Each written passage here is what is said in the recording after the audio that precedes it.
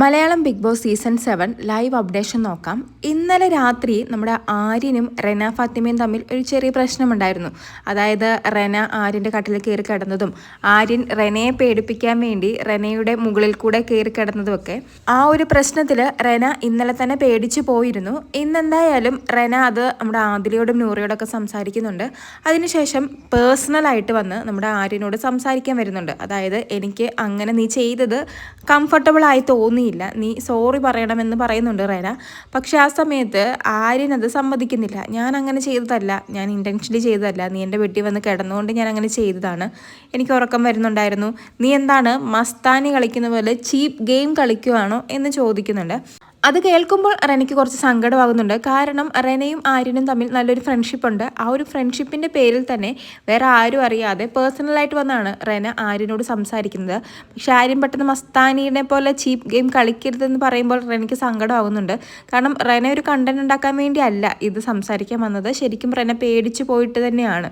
മസ്താനി ഒനീലിനെതിരെ കൊണ്ടുവന്ന ഒരു കേസ് പോലെ അല്ല ഇത്. അത് അറിയാതെ ഒനീലിൻ്റെ ഭാഗത്തു നിന്ന് ഉണ്ടായ ഒരു തെറ്റാണ്. പക്ഷേ ഇത് എന്ന് പറയുന്നത് ആര്യൻ അറിഞ്ഞുകൊണ്ട് തന്നെയാണ് റെനയോട് ഇങ്ങനെ ചെയ്യുന്നത്. അതായത് റെനയുടെ മുകളിൽ കൂടി കയറി കിടക്കുന്നത്. പക്ഷെ തെറ്റായ ഇൻറ്റൻഷൻ വെച്ചല്ല. അവനൊന്ന് പേടിപ്പിക്കണം, ആര്യനൊന്ന് പേടിപ്പിക്കണം എന്ന് കരുതി മാത്രം ചെയ്തൊരു കാര്യമാണ്. എന്തായാലും ആരും അറിയരുതെന്ന് റെന കരുതിയ കാര്യം ഇപ്പോൾ വീട് ഫുൾ അറിഞ്ഞു. കാരണം റെന പൊട്ടിക്കരയുന്നുണ്ട്. അതിനുശേഷം അക്ബർ വന്ന് വിളിച്ചുകൊണ്ട് പോകുന്നു, എന്നിട്ട് ആശ്വസിപ്പിക്കുന്നു. എന്താണ് കാര്യമെന്ന് ചോദിക്കുന്നു. കാരണം പലർക്കും കാര്യം അറിയില്ല.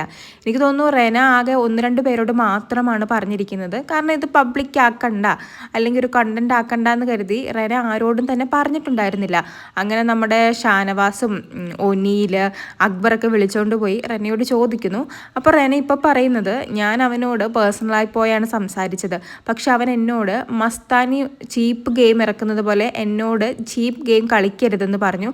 അതും കൂടി കേട്ടപ്പോഴാണ് എനിക്ക് സങ്കടമായതെന്ന് പറഞ്ഞ് റെന വീണ്ടും പൊട്ടിക്കരയുന്നുണ്ട്. ലാസ്റ്റ് എന്തായാലും അക്ബർ ഈ പ്രശ്നത്തിൽ ഇടപെട്ട് ഒത്തുതീർപ്പാക്കുന്നുണ്ട്. അതായത് നമ്മുടെ ജിസയിലും അക്ബറും എല്ലാം ആര്യനോട് പറയുന്നു, നീ അങ്ങനെ പറയാൻ പാടില്ല, മസ്താനി ഉണ്ടാക്കിയൊരു പ്രശ്നം പോലെ അല്ല ഇത്.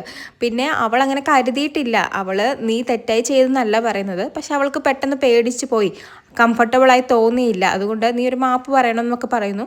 അവസാനം എന്തായാലും ആര്യൻ എല്ലാവരുടെയും മുമ്പിൽ വെച്ച് റെനയോട് മാപ്പ് പറയുന്നുണ്ട്. അങ്ങനെ എന്തായാലും ഈ പ്രശ്നം ഇപ്പോൾ സോൾവ് ആയിരിക്കുകയാണ്. എങ്കിലും ചെറിയൊരു പൊട്ടലും ചീറ്റലും ഒക്കെ അവിടെ ഇവിടെയൊക്കെ ആയിട്ടുണ്ട്. എന്തായാലും കൂടുതൽ ലൈവ് അപ്ഡേറ്റ്സുകളുമായി വീണ്ടും വരാം.